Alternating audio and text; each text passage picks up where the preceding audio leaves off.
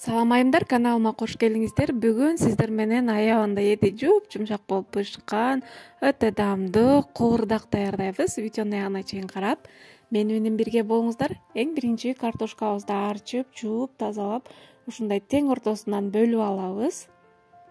Анан ушундай көлөмдө кичинекейлер болсо, бүтүн эле кошо беребиз. Андан кийин пиязыбызды дагы туурап алабыз.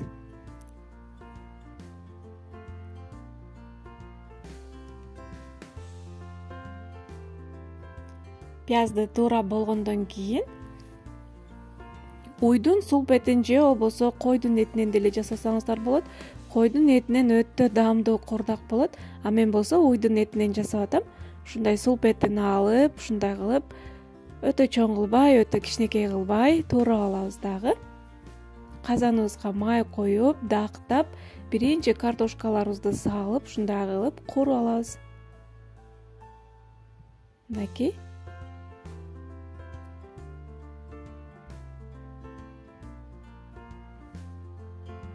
Мынакей биздин картошкаларыбыз кып-кызыл болуп куурулду. Алабыз дагы. Бир четке ала турабыз. Ушундай кылып кууруп алышыбыз керек. Бышырбайбыз, жөн эле кызартып кууруп алабыз кыздар. Андан кийин майыбызды азайтып, этибизди салып кууруй баштайбыз. Этти кып-кызыл кылып кууруп алабыз дагы. Мынакей. Куурдакка кабыргаларды да кошуп койсоңуздар, аябандай даамдуу куурдак болот. Андан кийин этти кызартып кууруп алгандан кийин пиязыбызды салып, туз салабыз, кара мурч салабыз, жана таттуу кызыл паприкадан салып, аралаштырып, пияз менен этти дагы кызарта кичине кууруп алабыз. Бул убакта отуңуздар улуу эле болуп туруш керек.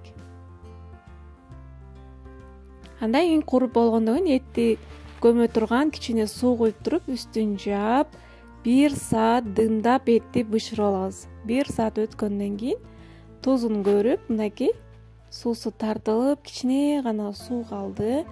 Тузун көрөбүз дагы. Андан кийин алдын ала кууруп алган картошкабызды салып, дагы 20 минутка үстүн жаап, дымдап коебуз.